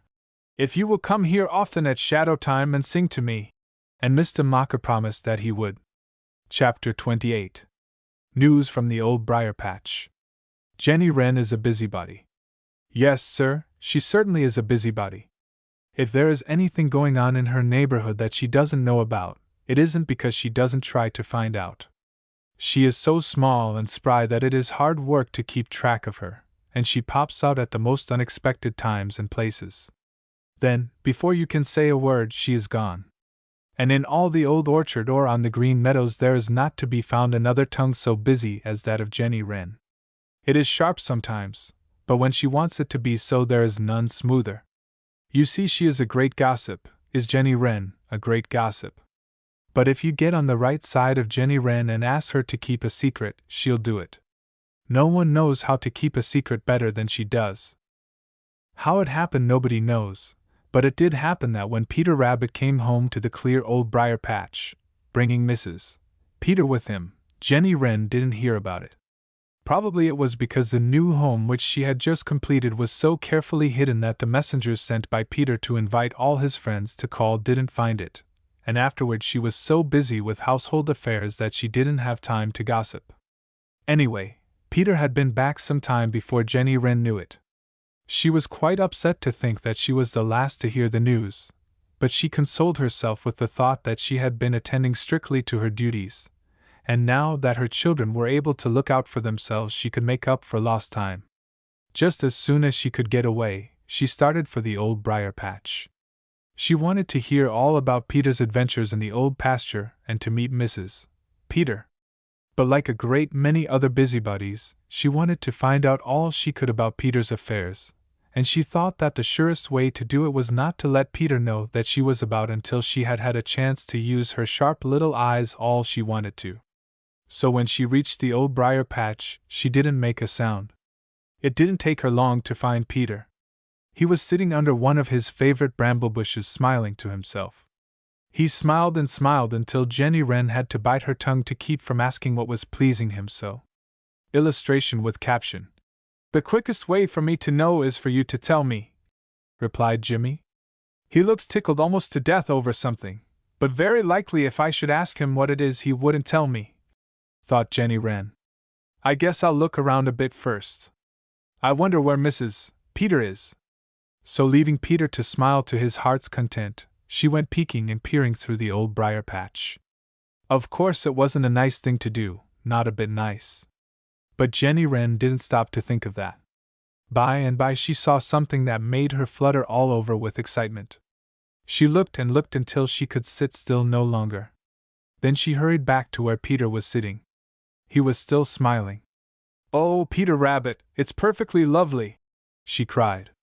Peter looked up quickly, and a worried look chased the smile away. "Hello, Jenny Wren! Where did you come from? I haven't seen you since I got back," said he. "I've been so busy that I haven't had time to call before," replied Jenny. "I know what you've been smiling about, Peter, and it's perfectly splendid. Has everybody heard the news?" "No," said Peter.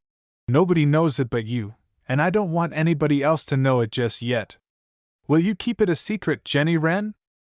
Now Jenny was just bursting with desire to spread the news, but Peter looked so anxious that finally she promised that she would keep it to herself, and she really meant to.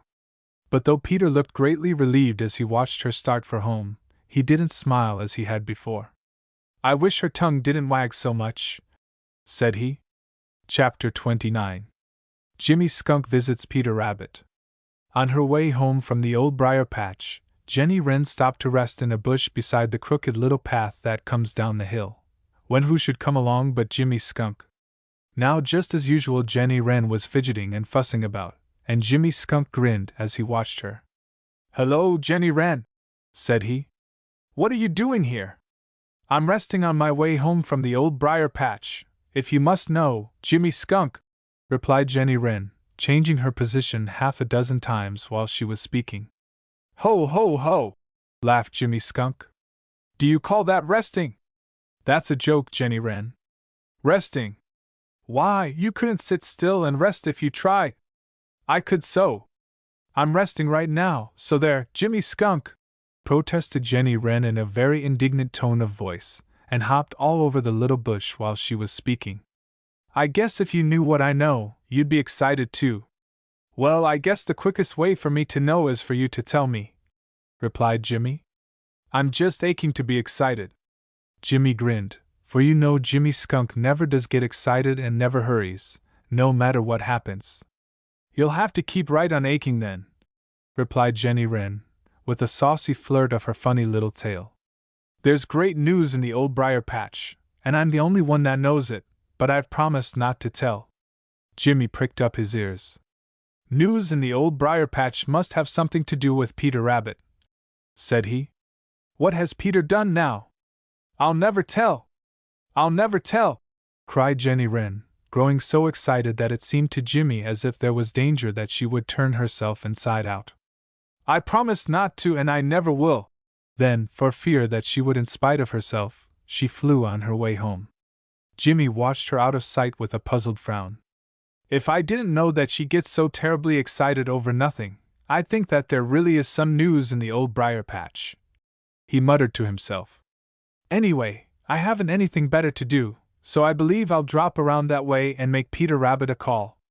He found Peter in some sweet clover just outside the Old Briar Patch, and it struck Jimmy that Peter looked uncommonly happy. He said as much. "I am," replied Peter before he thought. Then he added hastily, "You see, I've been uncommonly happy ever since I returned with Mrs. Peter from the old pasture. But I hear there's great news over here in the Old Briar Patch," persisted Jimmy Skunk.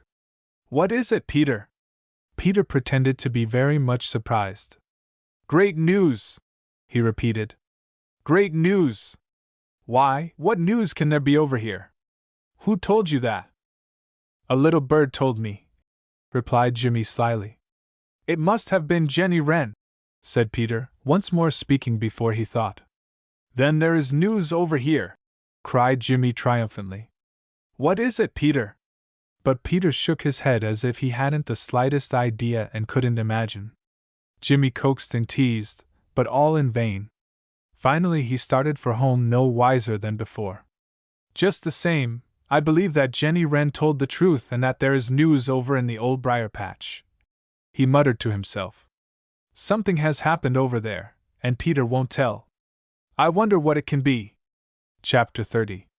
Reddy Fox Learns the Secret. Of course, Jenny Wren didn't mean to tell the secret of the Old Briar Patch, because she had promised Peter Rabbit that she wouldn't. But she didn't see any harm in telling everyone she met that there was a secret there, at least that there was great news there, and so, because Jenny Wren is a great gossip, it wasn't long before all the little people on the Green Meadows and in the Green Forest and around the Smiling Pool had heard it, and were wondering what the news could be. After Jimmy Skunk's visit came a whole string of visitors to the Old Briar Patch. One would hardly have left before another would appear. Each one tried to act as if he had just happened around that way and didn't want to pass Peter's home without making a call, but each one asked so many questions that Peter knew what had really brought him there was the desire to find out what the news in the Old Briar Patch could be. But Peter was too smart for them, and they all went away no wiser than they came, that is, all but one, and that one was Reddy Fox. There isn't much going on in the Green Forest or on the Green Meadows that Reddy doesn't know about.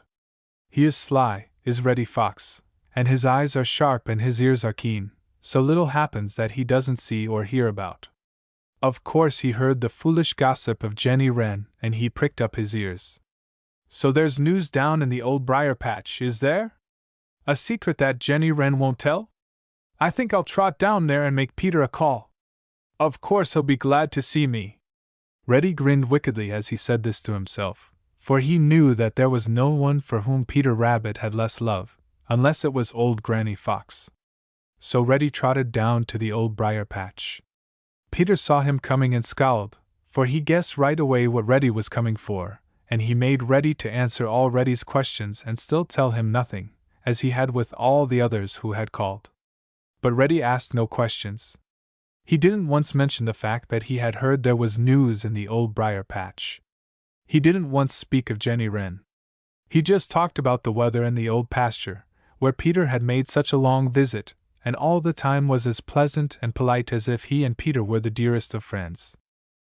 But while he was talking, Reddy was using those sharp eyes and those keen ears of his the best he knew how. But the Old Briar Patch was very thick, and he could see only a little way into it, and out of it came no sound to hint of a secret there. Then Reddy began to walk around the Old Briar Patch in quite the most matter-of-fact way. But as he walked, that wonderful nose of his was testing every little breath of air that came out of the Old Briar Patch. At last he reached a certain place where a little stronger breath of air tickled his nose. He stopped for a few minutes, and slowly a smile grew and grew. Then, without saying a word, he turned and trotted back towards the Green Forest. Peter Rabbit watched him go. Then he joined Mrs. Peter in the heart of the Old Briar Patch. "My dear," he said, with a sigh that was almost a sob, "Reddy Fox has found out our secret." "Never mind," said little Mrs. Peter brightly. "It would have to be found out soon anyway." Trotting back up the lone little path, Reddy Fox was grinning broadly. "It is news," said he. "Jenny Wren was right, it is news.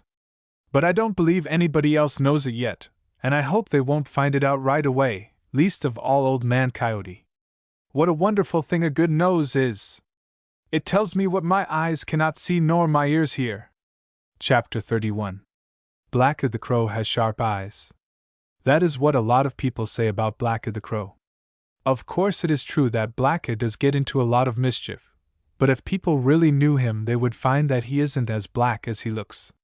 In fact, Blacky the Crow does a whole lot of good in his own peculiar way, but people are always looking for him to do bad things, and you know you most always see what you expect to see.